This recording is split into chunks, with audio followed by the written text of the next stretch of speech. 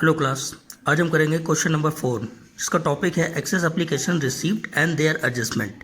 जब application issue share से हमारे पास ज़्यादा शेयर्स पे आ जाती है तो उसकी एडजस्टमेंट क्या करते हैं। जैसे कि इसमें 4 में कहा है XYZ company issue 20,000 shares of 100 rupees each public for subscription eight 10% premium on which amount were payable 20 rupees on application, 50 rupees on allotment including premium, 20 rupees on first call and 20 rupees on second call. Applications were received for 25,000 shares. The gross money received on application was adjusted on allotment account. चलिए अब इसकी करते हैं general entries और adjustment. अब आते हैं question number 4 पे, जिसमें हमें जब एप्लीकेशन पे ज़्यादा मनी रिसीव हो जाती है, नंबर ऑफ शेयर ज़्यादा हो जाते हैं इशू ऑफ शेयर से, तो उसकी एडजस्टमेंट करनी होती है। तो जैसे कि बैंक वाली एंट्री फर्स्ट होती थी हमारी, क्या होती थी, बैंक अकाउंट डेबिट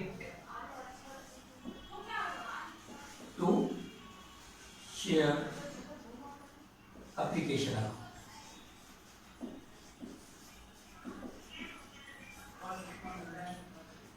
जो हो गया था हमारे पास, तो हम उसको मल्टीप्लाई करेंगे नंबर ऑफ शेयर से, हो जाता है 5 लाख।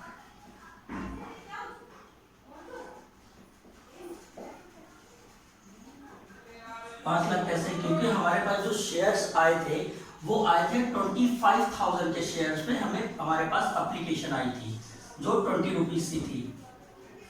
ये अमाउंट यहाँ पर आ गई। फिर नंबर ऑफ शेयर थे हमारे पास 20,000 जो इश्यू ऑफ शेयर थे, तो वो एडजस्टमेंट हम यहाँ पे लेके चलेंगे।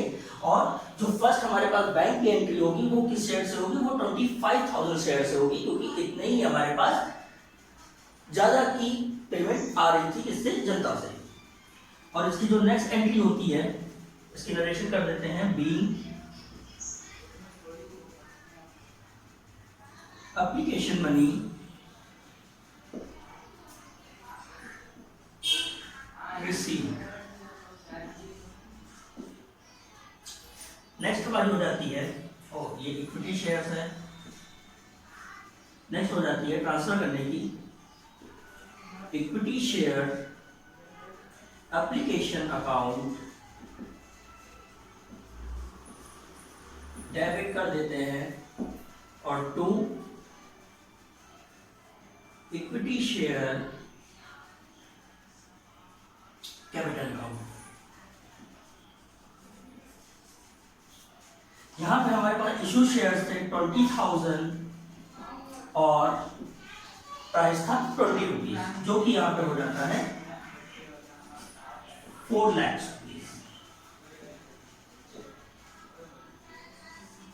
ये हो गया हमारे पास। इसकी नरेशन हो जाएगी being application money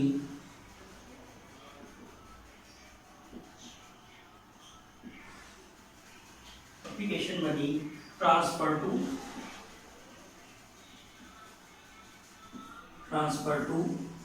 capital account. Next हमारे पास आ जाती है अलॉटमेंट की entry, equity share allotment account debit to equity share allotment account debit to, और इसमें हमने कहा था 10% का प्रीमियम भी है। कितना है?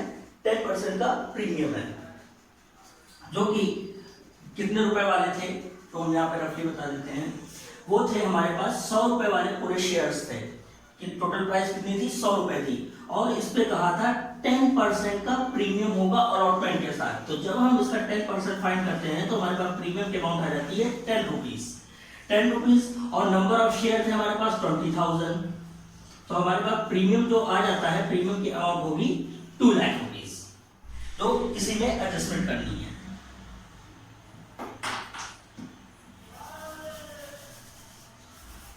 प्रीमियम हमें दिया हुआ अलॉटमेंट के साथ, तो यहाँ पे एंट्री हो जाती है सिक्योरिटी प्रीमियम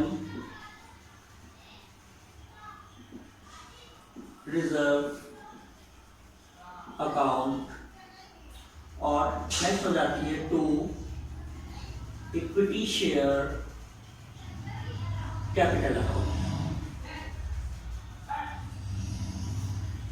हमारे पास अलॉटमेंट क्योंकि दिया हुआ था, नंबर ऑफ शेयर थे 20,000 और इसका प्राइस दिया हुआ था 50 रुपीज, जिसमें कि प्रीमियम भी इंक्लूड था। तो ये हमारे पास हो जाता है 10 लाख, जिसमें से प्रीमियम भी हमारा इंक्लूड था। प्रीमियम नंबर ऑफ शेयर थे, इशू शेयर 20,000 और प्रीमियम की अमाउंट थी 10 रुपीज, जो हमने भी फाइंड की थी। तो ये हमारे पास आ जाता है 2 लाख रुपीज। देन हमारे पास बचता क्या है, 20,000 के नंबर ऑफ शेयर्स थे और हमारे पास जब इसमें से हम इसको लेस करते हैं प्रीमियम के अमाउंट को, तो हमें एग्जैक्ट अलॉटमेंट की अमाउंट पता लग जाती है, जो कि होती है 40,000 रुपीज। 40,000 और यहाँ पे हमारे पास प्राइस आ जाता है 8 लाख रुपीज। इसके बाद जो हमारी एंट्री होती है, यहाँ पे इसकी नरेशन हो जाएगी बीइंग अलॉटमेंट मनी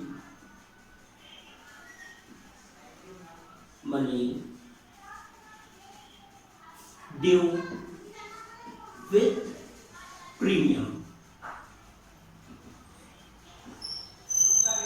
अब चलते हैं नेक्स्ट एंट्री पे। अलॉटमेंट के बाद पे हमारी जो नेक्स्ट एंट्री होती थी, bank account debit to share equity share allotment account होनी चाहिए। लेकिन यहाँ पर हमें क्या करना है, जो 10 लाख रुपीज हमारा एप्लीकेशन मनी में जो हो रहा था, क्योंकि हमारे पास एप्लीकेशन आई थी 25 शेयर्स पे और कंपनी ने इशू किए थे 20,000 शेयर्स, तो हमारे पास जो एक्स्ट्रा शेयर्स थे वो थे 5,000 और एप्लीकेशन मनी कितनी थी 20 रुपीज। तो हमारे पास टोटल जो आ गया था वो आया था 1 लाख रुपीज। 1 लाख रुपीज हमारे पास एक्स्ट्रा आ गए थे, जिसकी अमाउंट को हमें अलॉटमेंट में एडजस्ट करना था। तो उस एंट्री को हम कहां पे एडजस्ट करते हैं, यहाँ पे एडजस्ट करते हैं अलॉटमेंट की सेकेंड एंट्री पे। तो इसकी एंट्री हो जाती है बैंक अकाउंट डेबिट और यहाँ पे भी हम एप्लीकेशन का पैसा एडजस्ट कर रहे हैं, तो इक्विटी शेयर एप्लीकेशन अकाउंट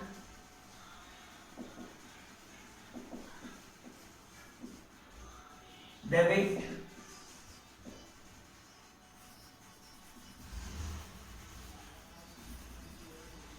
और टू इक्विटी शेयर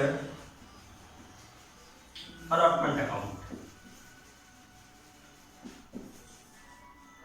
हमारे पास अलॉटमेंट का जो मनी था वो टोटल था हमारे पास 10 लाख रुपीज ये था, और हमारे पास जो एप्लीकेशन का एक्स्ट्रा मनी था, एप्लीकेशन का एक्स्ट्रा मनी कितना था जो हमें एडजस्ट करना था, वो अभी हमने फाइंड किया था 1 लाख रुपीज का। और जब हम इसको इससे एडजस्ट करते हैं तो यहाँ पे हमारे पास आ जाता है 9 लाख।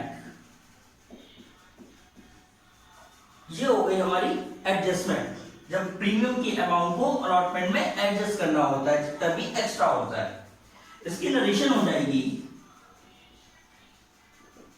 being allotment money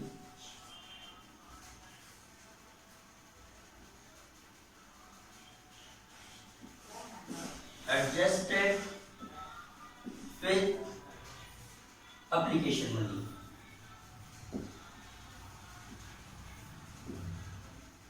ये हो गई।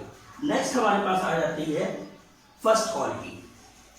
इसकी जो एंट्री हो जाती है equity share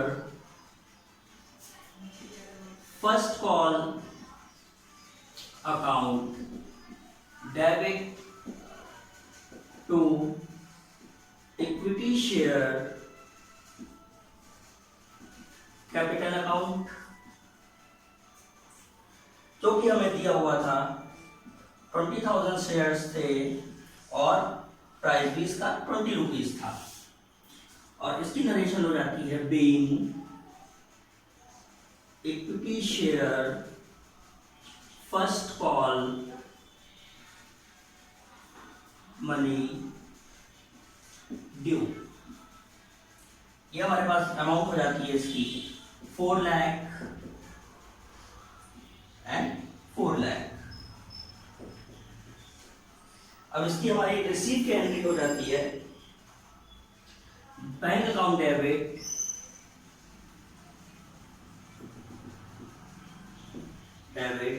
to equity share first call account. कितना रिसीव हो जाता है? पूरा पूरा हमारे पास 4 लाख रिसीव हो जाता है।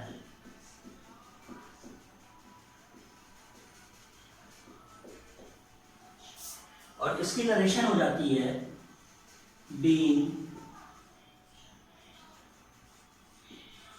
First call money receive. ये हमारी फर्स्ट कॉल की एंट्री कंप्लीट हो गई है।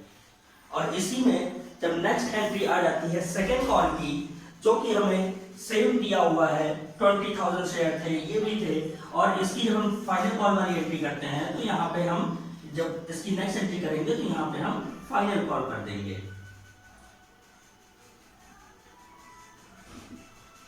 फाइनल